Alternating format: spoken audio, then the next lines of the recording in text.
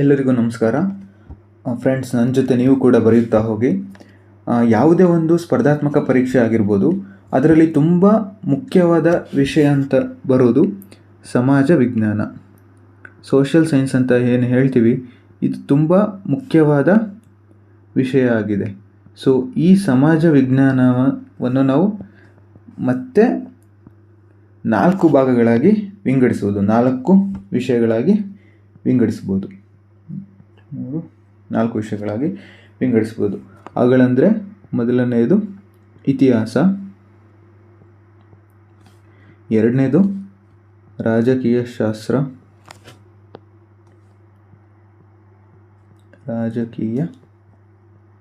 ಶಾಸ್ತ್ರ, ಮೂರನೆಯದು ಅರ್ಥಶಾಸ್ತ್ರ, ಎಕನಾಮಿಕ್ಸ್, ಅರ್ಥಶಾಸ್ತ್ರ, ನಾಲ್ಕನೆಯದು ಭೂಗೋಳ ಶಾಸ್ತ್ರ, ಜಿಯೋಗ್ರಫಿ, ಭೂಗೋಳ ಶಾಸ್ತ್ರ. ಸೊ ಈ 4 ವಿಷಯಗಳಲ್ಲದೆ ಇನ್ನೂ ತುಂಬ ವಿಷಯಗಳು ಕೂಡ ಬರ್ತವೆ.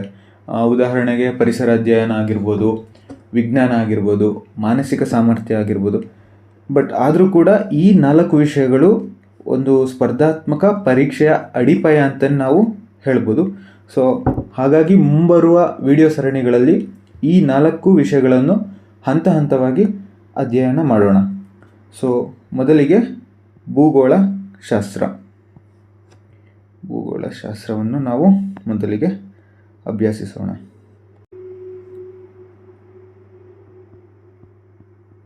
ಜಿಯೋಗ್ರಫಿ ಅಂತ ಏನು ಹೇಳ್ತೀವಿ ಇಂಗ್ಲೀಷ್ನಲ್ಲಿ, ಅದೇ ನಮ್ಮ ಭೂಗೋಳ ಶಾಸ್ತ್ರ ಆಗಿದೆ. ಸೊ ಈ ಭೂಗೋಳ ಶಾಸ್ತ್ರವನ್ನು ನಾವು ಮತ್ತೆ ಪ್ರಮುಖವಾಗಿ 4 ಭಾಗಗಳಾಗಿ ವಿಂಗಡಣೆಯನ್ನು ಮಾಡ್ಬೋದು. ಭೂಗೋಳ ಶಾಸ್ತ್ರವನ್ನು ಮತ್ತೆ 4 ಭಾಗಗಳಾಗಿ ವಿಂಗಡಿಸ್ಬೋದು. 1, 2, 3ನೇ ಭಾಗ ಮತ್ತು 4ನೇ ಭಾಗ. ಸೊ ಈಗ 4 ಭಾಗಗಳಾಗಿ ಭೂಗೋಳ ಶಾಸ್ತ್ರವನ್ನು ವಿಂಗಡಿಸಿದ್ವಿ. ಈಗ ಆ 4 ಭಾಗಗಳು ಯಾವುದ್ಯಾವುದು ಮತ್ತು ಅವುಗಳಲ್ಲಿ ಬರುವಂತಹ ವಿಷಯಗಳು ಏನೇನು ಅಂತ ಈಗ ನಾವು ನೋಡ್ತಾ ಹೋಗೋಣ. ಭೂಗೋಳ ಶಾಸ್ತ್ರ.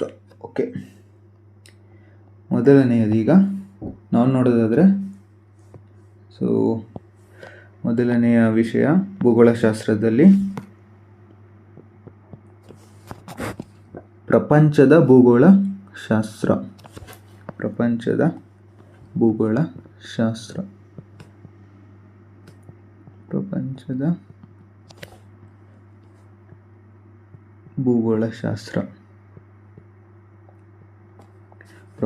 ಭೂಗೋಳ ಶಾಸ್ತ್ರ. ಸೊ ಇದರಲ್ಲಿ ಮತ್ತೆ 3 ವಿಷಯಗಳು ಬರ್ತವೆ. ಅದರಲ್ಲಿ ಮೊದಲನೆಯ ವಿಷಯ ಯಾವುದಪ್ಪ ಅಂದರೆ, ಅದರಲ್ಲಿ ಮೊದಲನೆಯ ವಿಷಯ ಭೂರೂಪಶಾಸ್ತ್ರ. ನನ್ನ ಜೊತೆ ನೀವು ಕೂಡ ಬರಿಬೇಕು. ಸೊ ಭೂರೂಪಶಾಸ್ತ್ರ ಮೊದಲನೆಯದು.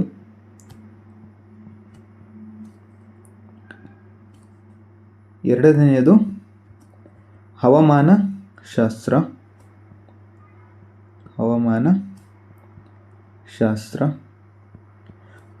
3 ಮತ್ತು ಕೊನೆಯದು ಸಮುದ್ರ ಶಾಸ್ತ್ರ.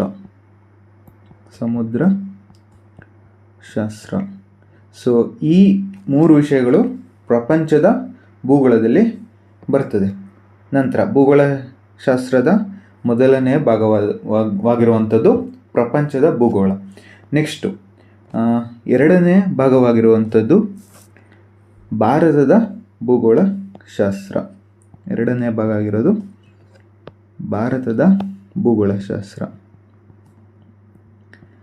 ಭಾರತದ ಭೂಗೋಳ ಇದು ಭೂಗೋಳಶಾಸ್ತ್ರದಲ್ಲಿ ಎರಡನೇ ಭಾಗವಾಗಿದೆ. ಭಾರತದ ಭೂಗೋಳ. ಇವುಗಳಲ್ಲಿ ಯಾವುದ್ಯಾವ ಟಾಪಿಕ್ ಬರ್ತದೆ ಅಂತ ನಾವೀಗ ನೋಡ್ತಾ ಹೋಗೋಣ.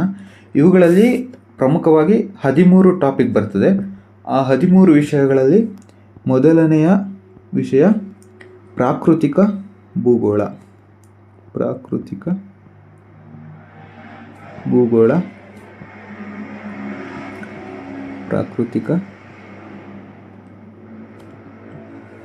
ಭೂಗೋಳ.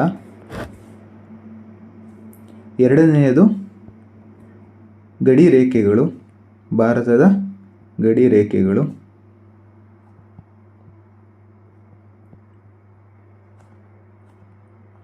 ಭಾರತದ ಗಡಿ ರೇಖೆಗಳು. ಮೂರನೆಯದು ಭಾರತದ ನದಿಗಳು, ಭಾರತದ ನದಿಗಳು. ಹಾಗೆ ನಾಲ್ಕನೆಯದು ಭಾರತದ ಮಣ್ಣುಗಳು, ಭಾರತದ ಮಣ್ಣುಗಳು. ಹಾಗೆ ಐದನೆಯದು ಭಾರತದ ಸಸ್ಯವರ್ಗ ಮತ್ತು ಪ್ರಾಣಿವರ್ಗ, ಭಾರತದ ಸಸ್ಯವರ್ಗ ಮತ್ತು ಪ್ರಾಣಿವರ್ಗ, ಸಸ್ಯವರ್ಗ ಮತ್ತು ಪ್ರಾಣಿವರ್ಗ. ನೆಕ್ಸ್ಟು ಆರನೆಯದು ಭಾರತದ ಹವಾಮಾನ, ಭಾರತದ ಹವಾಮಾನ. ಏಳನೆಯದು ಭಾರತದ ಅರಣ್ಯ ಸಂಪತ್ತು, ಭಾರತದ ಅರಣ್ಯ ಸಂಪತ್ತು. ಎಂಟನೇ ವಿಷಯ ಭಾರತದ ಕೃಷಿ ವ್ಯವಸ್ಥೆ, ಭಾರತದ ಕೃಷಿ ವ್ಯವಸ್ಥೆ.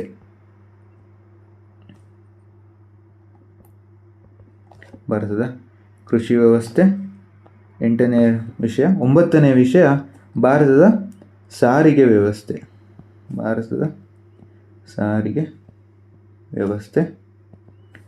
ಹತ್ತನೇ ವಿಷಯ ಭಾರತದ ನೈಸರ್ಗಿಕ ಖನಿಜ ಸಂಪತ್ತು, ನೈಸರ್ಗಿಕ ಖನಿಜ ಸಂಪತ್ತು, ನೈಸರ್ಗಿಕ ಖನಿಜ ಸಂಪತ್ತು, ಖನಿಜ ಸಂಪತ್ತು. ಇದು 10ನೇ ವಿಷಯವಾಗಿದೆ, ಸಂಪತ್ತು. 11ನೇ ವಿಷಯ ಭಾರತದ ಶಕ್ತಿ ಸಂಪನ್ಮೂಲಗಳು, ಭಾರತದ ಶಕ್ತಿ ಸಂಪನ್ಮೂಲಗಳು, ಭಾರತದ ಶಕ್ತಿ ಸಂಪನ್ಮೂಲಗಳು. 12ನೇ ವಿಷಯ ಭಾರತದ ಕೈಗಾರಿಕೆಗಳು, ಭಾರತದ ಕೈಗಾರಿಕೆಗಳು, ಕೈಗಾರಿಕೆಗಳು.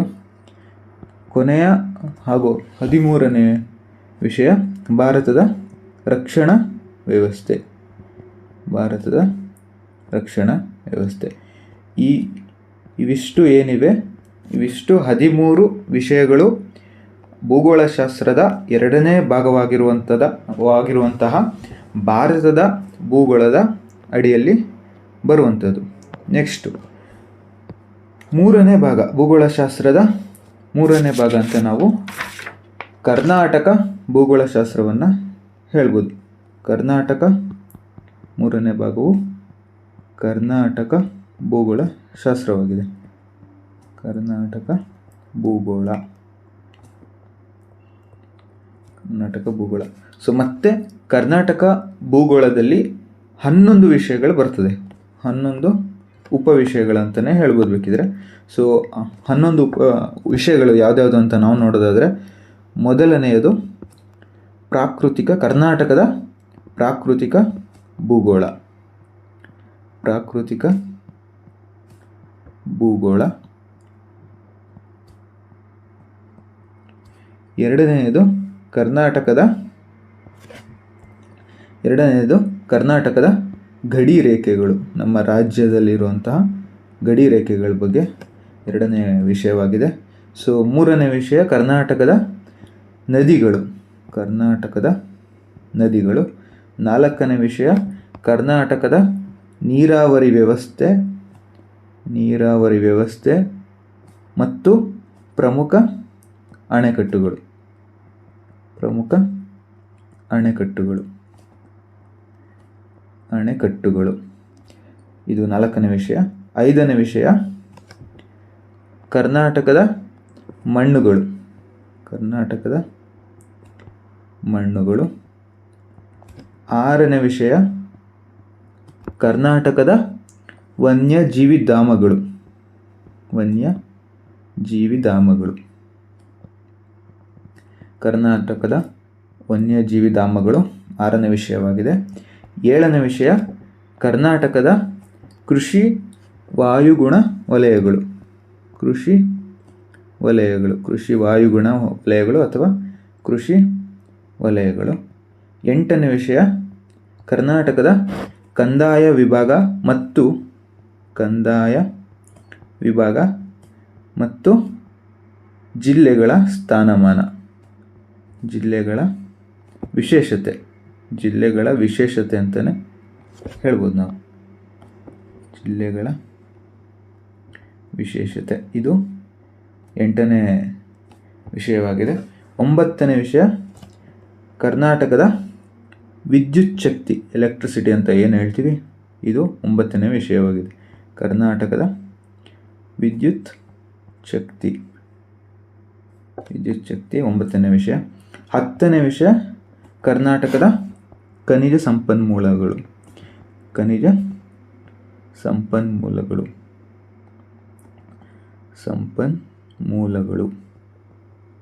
ಕರ್ನಾಟಕದ ಖನಿಜ ಸಂಪನ್ಮೂಲಗಳು.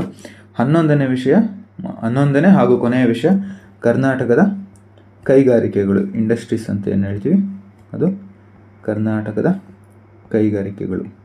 ಸೊ ಈ 11 ವಿಷಯಗಳು ಕರ್ನಾಟಕ ಭೂಗೋಳದಲ್ಲಿ ಬರುವಂತಹ ವಿಷಯಗಳು.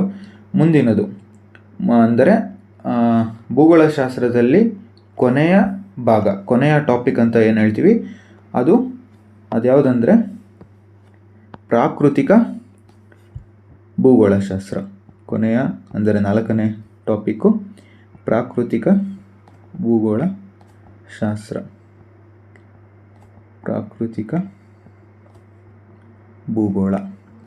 ಇದು ಕೊನೆಯ ಅಧ್ಯಾಯವಾಗಿದೆ ಭೂಗೋಳಶಾಸ್ತ್ರದಲ್ಲಿ. ಸೊ ಇದರಲ್ಲಿ ಜಾಸ್ತಿ ಏನಿಲ್ಲ, ಬರೀ 2 ವಿಷಯಗಳು ಬರ್ತದೆ. ಆ 2 ವಿಷಯ ಯಾವ್ದ್ಯಾವುದು ಅಂತ ನೋಡೋದಾದರೆ, ಮೊದಲನೆಯದು ನಮ್ಮ ವಿಶ್ವ, ಅವರ್ ಯೂನಿವರ್ಸ್ ಅಂತ ಏನು ಹೇಳ್ತೀವಿ, ಅದು ಮೊದಲನೆಯದು ನಮ್ಮ ವಿಶ್ವ. 2ನೇಯದು ಸೌರವ್ಯೂಹ, ಅಂದರೆ ನಮ್ಮ ಸೋಲಾರ್ ಸಿಸ್ಟಮ್, ಸೌರವ್ಯೂಹ. ಈ 2 ವಿಷಯಗಳು ಪ್ರಾಕೃತಿಕ ಭೂಗೋಳದಲ್ಲಿ ಬರ್ತದೆ. ಸೊ ಫ್ರೆಂಡ್ಸ್, ಇದು ಭೂಗೋಳಶಾಸ್ತ್ರದ ವಿಷಯಗಳು. ಸೊ ನಾನು ಆಗಲೇ ಹೇಳ್ದಂಗೆ ಇನ್ನೊಂದ್ಸಲ ರಿವಿಷನ್ ಮಾಡ್ತೀನಿ ನೋಡಿ. ಭೂಗೋಳಶಾಸ್ತ್ರದಲ್ಲಿ 4 ವಿಷಯಗಳು ಬರ್ತದೆ. ಆ 4 ವಿಷಯಗಳು ಯಾವ್ಯಾವುದು ಅಂದರೆ, ಮೊದಲನೆಯದು ಪ್ರಪಂಚದ ಭೂಗೋಳ, 2ನೇಯದು ಭಾರತದ ಭೂಗೋಳ, 3ನೇಯದು ಕರ್ನಾಟಕದ ಭೂಗೋಳ, 4ನೇಯದು ಪ್ರಾಕೃತಿಕ ಭೂಗೋಳ. ಅದರಲ್ಲಿ ಮತ್ತೆ ಯಾವ್ದಾವ್ದು ವಿಷಯಗಳು ಬರ್ತದೆ ಅಂತ ನಾನು ನಿಮಗಿಲ್ಲಿ ತೋರಿಸಿದ್ದೀನಿ. ಸೊ ಇದಿಷ್ಟು ಓವರಾಲ್ ಒಂದು ಭೂಗೋಳ ಶಾಸ್ತ್ರದ ಪಕ್ಷಿ ನೋಟ ಅಂತಲೇ ನಾವು ಹೇಳ್ಬೋದು. ಸೊ ಮುಂಬರುವ ವಿಡಿಯೋ ಸರಣಿಯಲ್ಲಿ ನಾವೇನು ಮಾಡೋಣ ಅಂದರೆ, ಪ್ರತಿಯೊಂದು ವಿಷಯವನ್ನು ತೆಗೆದುಕೊಂಡು ಹಂತವಾಗಿ ಅಧ್ಯಯನ ಮಾಡೋಣ. ಸೊ ಸ್ಪರ್ಧಾತ್ಮಕ ಪರೀಕ್ಷೆ ಆಕಾಂಕ್ಷಿಗಳಾದ ನೀವೇನು ಮಾಡಬೇಕಂದ್ರೆ, ಸೊ ಖಾಲಿ ಮನಸ್ಸಿನಲ್ಲಿ ಈ ವಿಡಿಯೋ ನೋಡೋದ್ರ ಜೊತೆಗೆ ಈ ವಿಡಿಯೋದಲ್ಲಿ ನಾನು ಬರೆಯುವಂತಹ ಪದಗಳನ್ನು ಮತ್ತು ಸೆಂಟೆನ್ಸ್ಗಳನ್ನ ನೀವು ಕೂಡ ಬರ್ಕೊಬೇಕು. ನಿಮ್ಮ ನೋಟ್ಸ್ನಲ್ಲಿ ಏನಿರುತ್ತೆ ಅದರಲ್ಲಿ ಬರ್ಕೊಬೇಕು. ಆಗ ಮಾತ್ರ ಈ ವಿಡಿಯೋಯಿಂದ ಸ್ವಲ್ಪನಾದರೂ ನಿಮಗೆ ಉಪಯೋಗ ಆಗ್ತದೆ. ಇಲ್ಲ ಅಂದರೆ ಸುಮ್ಮನೆ ಸಮಯ ವ್ಯರ್ಥ ಅಷ್ಟೇ. ಸೊ ಇದಿಷ್ಟು ಇವತ್ತಿನ ವಿಷಯ. ಸೊ ವಿಡಿಯೋ ನಿಮಗೆ ಮಾಹಿತಿಯುಕ್ತವಾಗಿತ್ತು ಅಂತ ನಾನು ಭಾವಿಸ್ತೀನಿ. ಸೊ ಹಾಗಿದ್ದಲ್ಲಿ ನಿಮ್ಮ ಫ್ರೆಂಡ್ಸ್ಗಳಿಗೆ ಶೇರ್ ಮಾಡಿ ಮತ್ತು ನೀವು ಕೂಡ ಲೈಕ್ ಮಾಡಿ. ಸೊ ಇಷ್ಟು ಹೊತ್ತು ನಿಮ್ಮ ಸಮಯವನ್ನು ಹೂಡಿಕೆ ಮಾಡಿ ಈ ವಿಡಿಯೋ ನೋಡಿದ್ದಕ್ಕೆ ತಮಗೆಲ್ಲರಿಗೂ ಧನ್ಯವಾದ. ಮತ್ತೆ ಸಿಗೋಣ. ಜೈ ಹಿಂದ್.